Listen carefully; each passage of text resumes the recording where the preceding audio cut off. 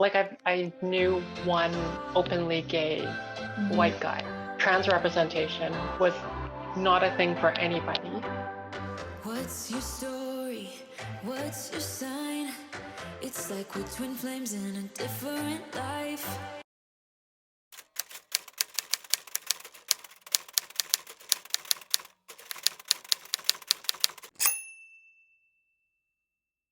Hi friends, my name is Cece and my pronouns are she and her. So I came out later in life, quite a lot later in life. Like a lot of people are like, oh, later in life, because I'm like 28 or whatever. I came out at age 42. I was married. I have two kids. And so I had built this whole life where I had been, a son and husband and father, or at least those are the roles that I had played. I came out August 2008 to myself in the shower. So I was just taking my, sort of everyday morning shower and put the conditioner in my hair. I mean, it's not something that I hadn't struggled with before, but I looked down as I was soaping up, and there was just this overwhelming sense of wrongness, panic, and like to a degree that I had never experienced before. That was like my sort of defining moment. My parents are both from Hong Kong. I was the firstborn child in this like sort of Chinese family in conservative Alberta in the 70s, 80s, like 90s. That's like when I grew up. It was challenging. I think in my whole elementary school, it was like five colored kids. And like we all happened to be like in the same class and in the same grade, which was really interesting. I spent my school years essentially trying to be white because it was safer, sort of like minimize my Chineseness to such a degree that when I got to high school, where like I went to Western Canada High School, not because I was smart, because I was in the French program.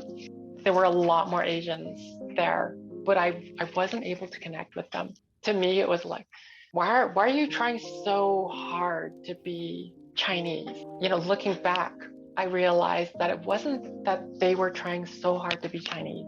It was that I was trying so hard to be white. My brother and I, we grew up in a small town in rural Alberta. And, this was in the 2010s, and we still experienced like being one of the only handful of people of color, and we were half white. We were lucky enough to be surrounded by a lot of extended Filipino family. But even so, we always kind of felt like we were white and therefore couldn't like be a part of certain things culturally, or we just didn't have that kind of drive pushed into us within our family to feel like we should embrace both. And so now for me and my brother, it's very much been a thing of reclaiming identity. That definitely resonates. As kids, we went to like Chinese school. Every week we were in Chinatown. We would go to Chinese school and then we would get like lunch in Chinatown. For me, there was like this sense of sort of embarrassment.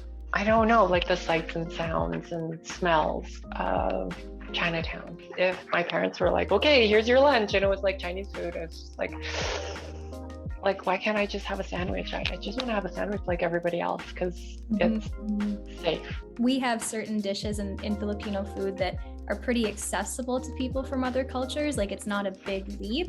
So most often if we bring like food to a potluck, we'll choose those dishes. Yeah, like fried rice was like always okay. Unless it's the fishy one. then you'll be in trouble, right? Like, yeah. Like growing up in Calgary, did you have a lot of representation for queerness in general, but also maybe Asian queerness? Definitely not. Like growing up, like I knew one openly gay white guy. Trans representation was not a thing for anybody. It was really hard, basically struggling with racism, struggling with my gender identity without understanding it, and like nobody else was understanding it either. Me wanting to like not wear blue jeans and black, brown corduroys because that's all the boys could wear at that time. It's not like now where like you can get chinos in like whatever colors. I refused to wear those pants, and like I wanted to wear like the colorful cotton pants that the girls got to wear. At the age of like 8 or 9, like I didn't know what that was. I just knew that that's what I liked. There came a point where it was like recognizing like why am I like this one super different person? I'm not comfortable in my body, but there was no way for me to know like, hey, that's okay. Like you're not a freak and there's nothing wrong with you. You just happen to be trans and you are a girl.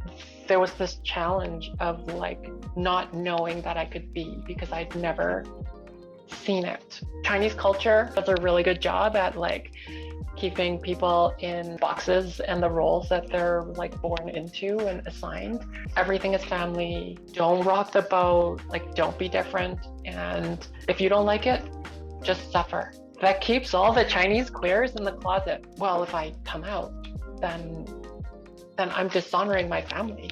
You know, it's not just like mom and dad, you know, it's like mom and dad and my siblings and my grandparents and my cousins and my aunts and uncles. And I think from my perspective, being sort of raised as the firstborn, like male heir to the name for the whole extended family, there was a lot of unspoken expectation and pressure. You mentioned that there was a point where you didn't see representation and you were having all of these questions. When was the point that you kind of did see representation that maybe gave you the name for what you were feeling?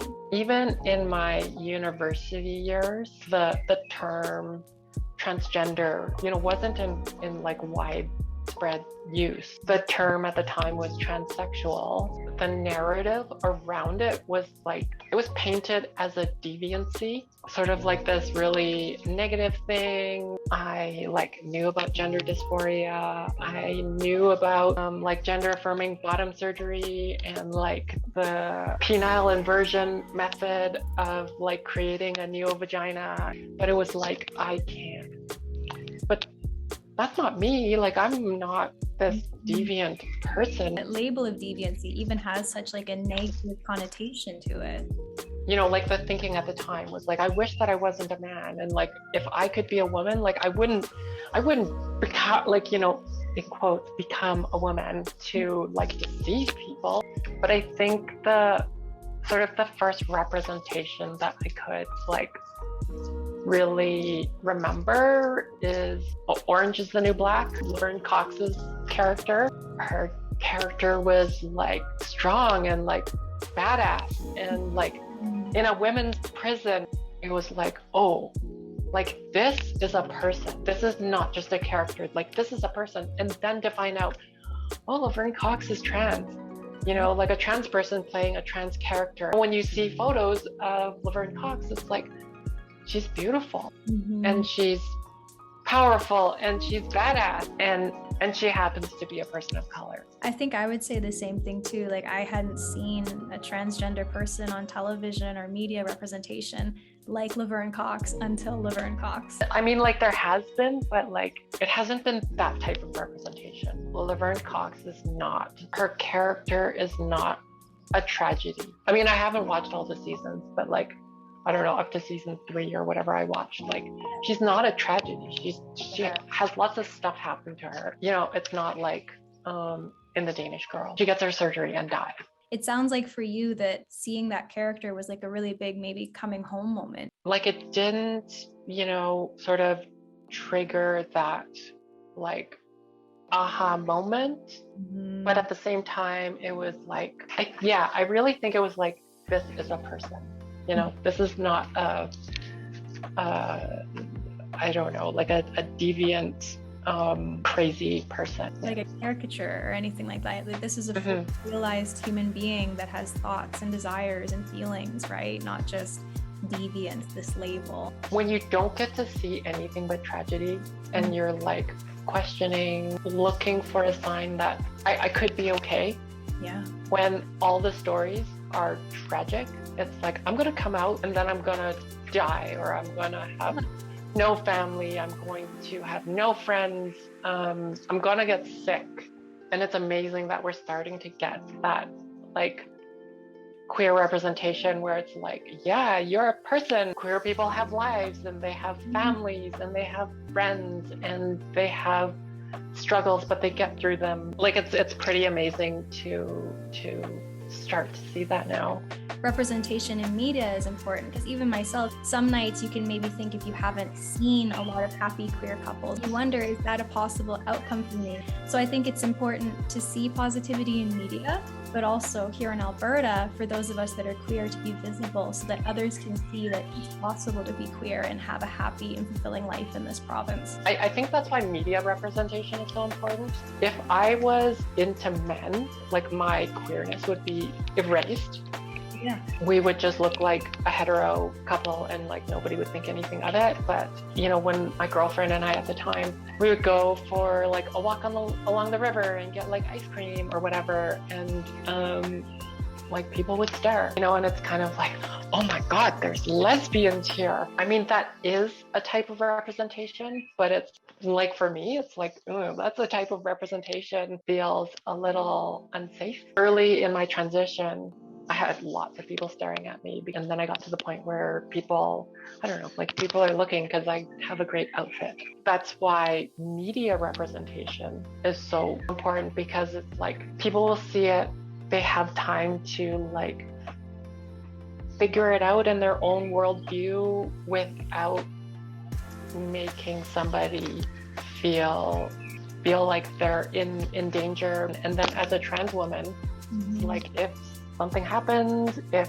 they like, I don't know, like notice my Adam's apple and they're like, oh, this is a man, he has tricked me into being gay, that becomes a very like dangerous situation for me, and then also for my partner, like if I'm with somebody. You were touching on that idea, like almost queerness is exhibition, something that should be stared at or something so strange. Like, I mean, it's one thing to be like, oh, look at that lesbian couple, they're so cute. Yeah. Versus silently staring and like, yeah. You know, like that thing. Yeah, and it just, it definitely feels different when you're a spectacle versus when you're being celebrated, really. Yeah. Yes, that's totally it. There is definitely a certain stare that may come from men or different groups that is unwarranted and makes you feel unsafe and uncomfortable. There's also that other reception that you're talking about, which can be very positive and, you know, gentle and kind.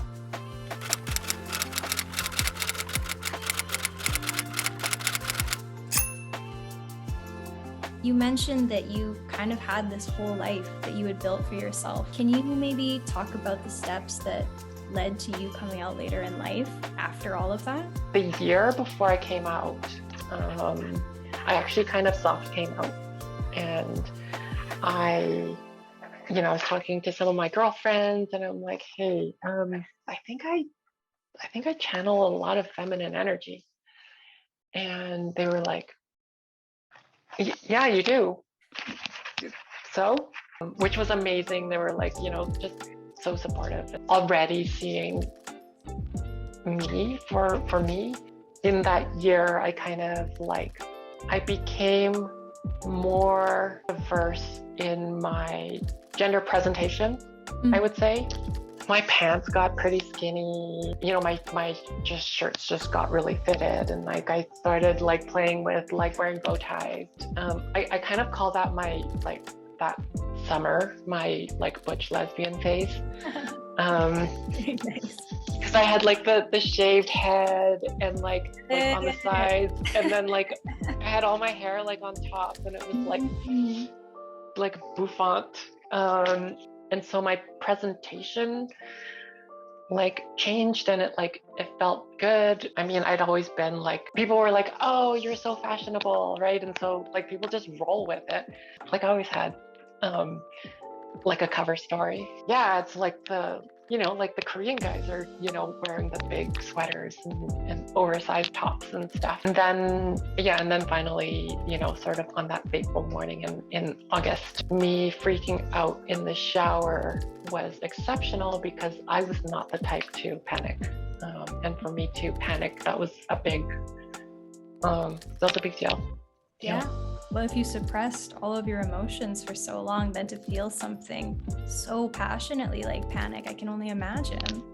Yeah. And I kind of sat with that on my own for like a few days. And on, sort of the Sunday, I like woke up at midnight and like just seeing flashbacks of my youth and like me shaving my legs in high school because I'm a cyclist, and like grooming my brows. And in university I had long hair, and like people would call me miss. Presumably as a guy I would be upset at that, but that didn't upset me at all. It was just like, okay, I guess that's a compliment. Finally I was just like, okay, come on, like you're trans. If you look at all of these things with the lens of you are trans, they all make sense. And that was a big deal. That was the moment. So it took me a week to come out to my girlfriends, because I was just like basically the following week I like had coffee like with somebody almost every day. And came out to my girlfriends, and they were very supportive, which was amazing. I had comments of like, of course. I had another girlfriend who was just kind of like, I've been waiting for you. And then, like my plan was like, okay, I'm gonna come out to my girlfriends to see if I still have friends. And like if I have one friend, I think I can make it, even if I lose all of my family. And so the plan was to come out to my then at that time wife, my brother and his wife, and then my mom, and then my dad, and then the kids. And then after that, it was going to be social transition time, regardless of if I can get hormones or not, or if like I have to social transition. And so it took like 6 weeks, I think, for me to work up the courage to talk to my wife at the time. And like I was ready to like get kicked out of the house, but she is just an amazing woman. And I told the story and like watched her heart break. The first thing she says is like, how are you gonna get through this? This is gonna be really hard for you. My brother was really supportive. The parents were challenging. The kids were super amazing. My eldest was 12 at the time. And he was like, okay, just wait. But you like cars. Like that was his thing. That he was like, I don't get this. And I was like, oh, lots of girls like cars, and there's girl race car drivers and stuff. And he's like, yeah, you're right. Okay, cool. And that was it. And then my youngest was just like, I don't know, he's like the most magical creature. I tell my story and he stands up and he's like stares me straight in the eye, like all serious, and he takes this really gentle tone with me, and he's like, sometimes I struggle with things also, but it's okay, like it's okay to feel that way. And then he gave me this big hug, and I was just like, wow, I don't understand, but I love you so much. Wow. And so for the kids, it was like, okay, you're my parent. Like they don't have any extra narratives around it. Eventually got connected with like a doctor through the Skip and Stone Foundation in Calgary, and was able to start on like hormone treatment and stuff. And I have friends who, like trans friends who went on hormones and like waited for their bodies to get to a certain point, like before, doing this social transition. But like for me, it was just like, I can't wait for hormones. Like if I don't do things to affirm who I know myself to be, I don't know how many days I'm going to make it. It's like,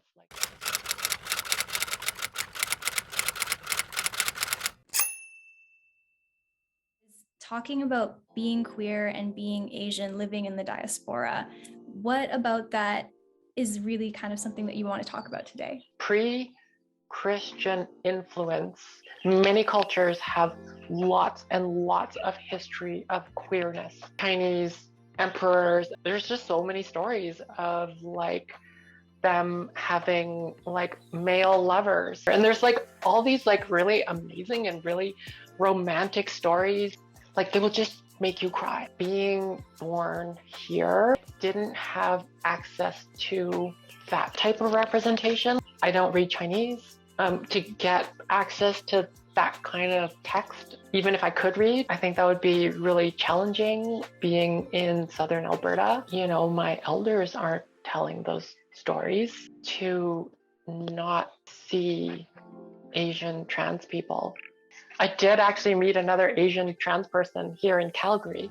Okay. And we had like a picnic in the summer, like 2 years ago or something. And like we had like a 5-hour picnic because we're like, oh my goodness, there's another Asian trans person like in real life. It's really easy to be like, the cultural heritage that I know is like, it's like it doesn't support me as a queer person. But it's like if we go far enough back, it's actually it does.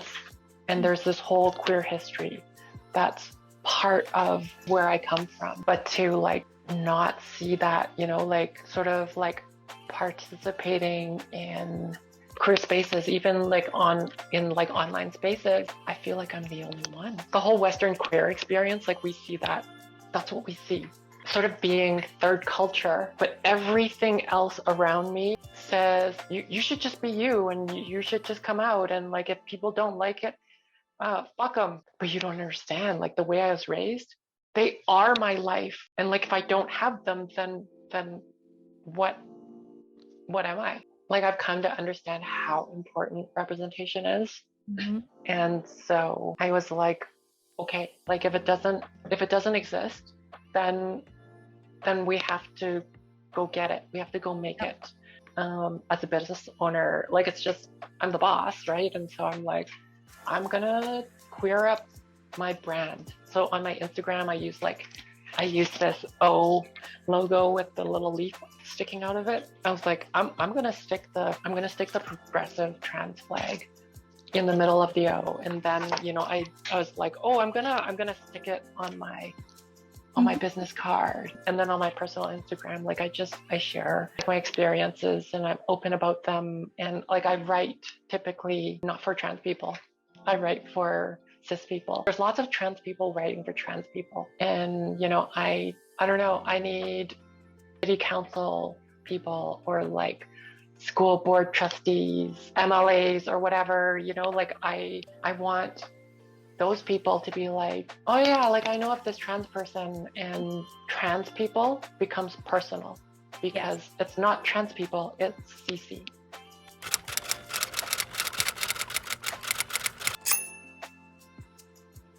And like, can we just like take a moment to acknowledge how absolutely cool it is that you started modeling in your 40s and just were like, bam, like that's awesome. At the age of 43, I was like, I'm gonna become a model, and that's how I'm gonna like create representation. Modeling has been really fun. At first it was just like a joke. Like I had this Instagram post, I think it was like me running, like I just put this PS at the bottom of the post. I was like, PS, if any like inclusive like sports company is looking for a trans model, like please consider me. A stylist, her name is Jory, she reached out and she's like, hey, you know, like I'm not like a clothing company or anything, but she's like, how serious are you? And I was like, serious. And you know, we talk about representation and stuff, and she's like, cool. And like 3 or 4 weeks later, she's like, okay, so I have a photographer. How would you like to go for a photo shoot? And then, you know, I got to share those photos, and like things just kind of, I put it in my profile that I'm a model. Sometimes there's part of me that's like, oh, like, am I being tokenized? But at the same time, I think with the people that I've worked with so far, I don't think I have been, but like, even if it is sort of at this point in the game, representation is representation. It's what we got. With things like tokenization, you can kind of get a really good feel for it with people, you know, like when they're approaching you with a project or something, you can kind of sense their intentions. And so it sounds like the intentions of the people that have worked with you so far have been really good.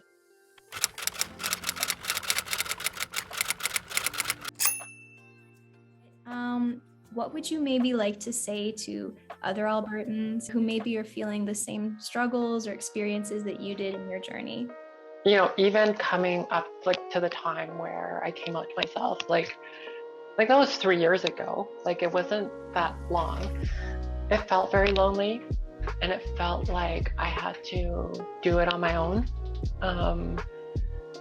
You don't have to do it on your own. For as conservative of a province Alberta is, we have some pretty amazing people. Like, we have a pretty amazing queer community, small as it is. Mm-hmm. You can get support. I know for me, when I first came out, it was like really intimidating. I had never really been part of like the queer community or had very much exposure to it. And I felt like I didn't quite belong. Is Calgary going to like be okay with me? If you're feeling that too, the queer community welcomes you. We also have some great like organizations and resources in Calgary, like Skipping Stone. Like, so if you're struggling with your gender, Skipping Stone is amazing. They work with all ages.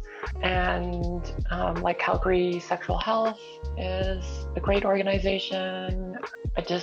I want you to know that you aren't alone, even though you might feel isolated. The hard part is going to be reaching out, but if you can do that, we're here. Everybody feels like what you've touched on, that idea that they're the only person feeling the things that they're feeling. I would totally echo what you've said, in the sense that you're not alone, and there is a community that's here to help you and embrace you and be there for you. We're gonna be your siblings and and like aunties and all the rest.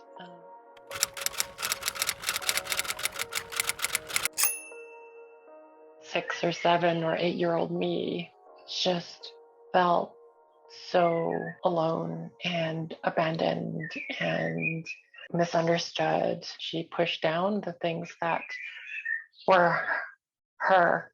I don't know. I would want her to know that those things are the beautiful parts of her. I think, sort of beyond words, like if I could have made a safe space for that, that would mean that I would have a lot less trauma now. I just want to tell you that I, for one, am very inspired by you. Thank you. I really appreciate that you're doing this work and like giving us all sort of a platform to share our stories. We're dreamers.